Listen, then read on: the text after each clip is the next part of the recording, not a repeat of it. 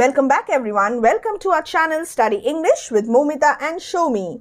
Kindly check the description box for the playlist where you will get everything from easy explanatory videos to discussion of writing, descriptive or subjective questions and answers. In today's session, I am going to discuss the question on the epilogue of the Tempest. With close reference to the play The Tempest, comment on the epilogue. Prospero speaks the concluding address. He addresses the audience, speaking to them not as an actor who has just performed his part, but as a character with a future that lies beyond the stage and the world of the play. These 20 lines, these final 20 lines form the epilogue at the end of the Tempest. The introduction is very important. Write an interesting introduction so as to impress the examiner.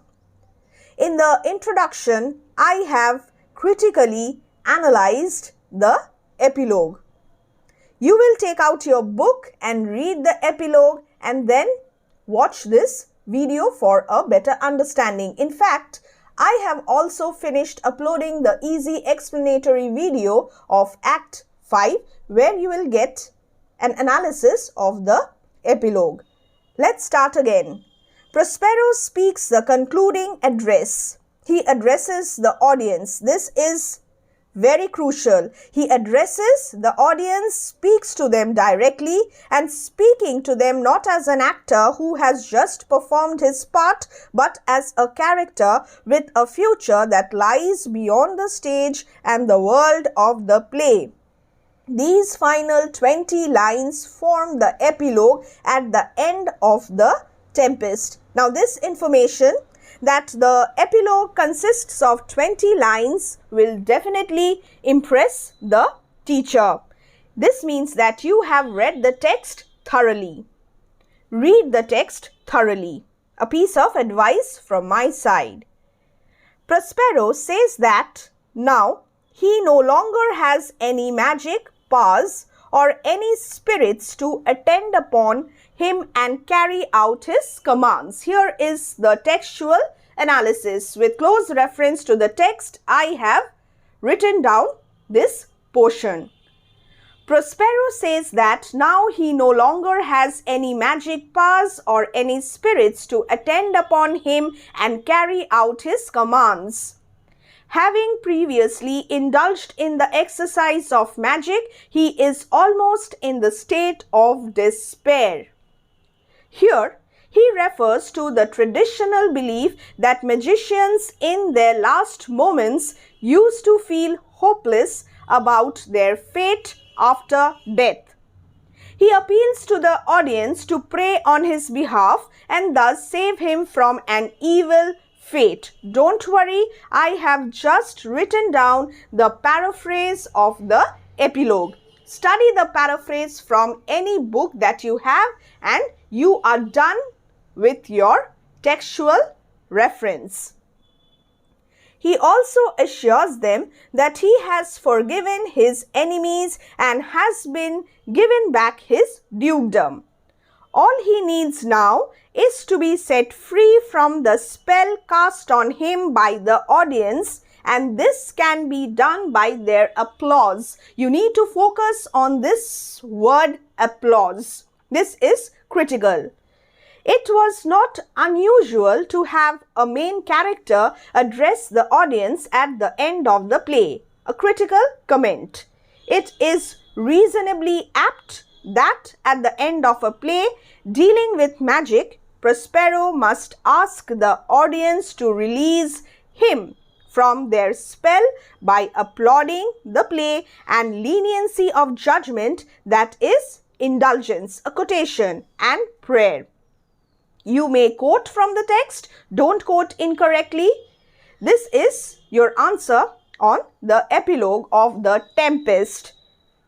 So again, I'm repeating this. There is no word limit. try to keep your answers within 120 to 150 words. Here I have slightly exceeded that because this is a reference material for you to follow, adapt and adjust accordingly. I will read this once again so that you can take down your notes. Epilogue. Comment. If you have comment in the question, that means you will have to critically analyze it, as well as you will have to give a textual reference as well. Prospero speaks the concluding address. He addresses the audience, speaking to them not as an actor who has just performed his part, but as a character with a future that lies beyond the stage and the world of the play. These final 20 lines form the epilogue at the end of the Tempest. Prospero says that now he no longer has any magic powers or any spirits to attend upon him and carry out his commands.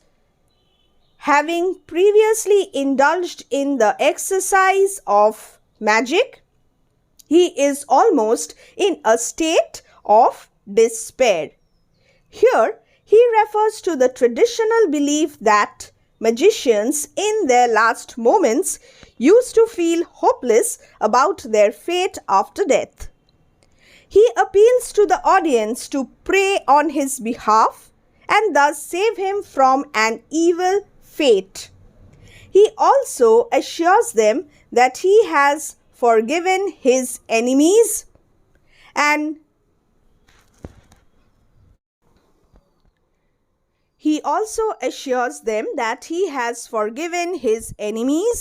has given back his dukedom and has been given back his dukedom. All he needs now is to be set free from the spell cast on him by the audience, and this can be done by their applause.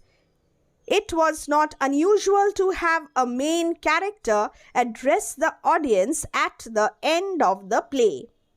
It is reasonably apt that at the end of a play dealing with magic, Prospero must ask the audience to release him from their spell by applauding the play and leniency of judgment, that is, indulgence and prayer.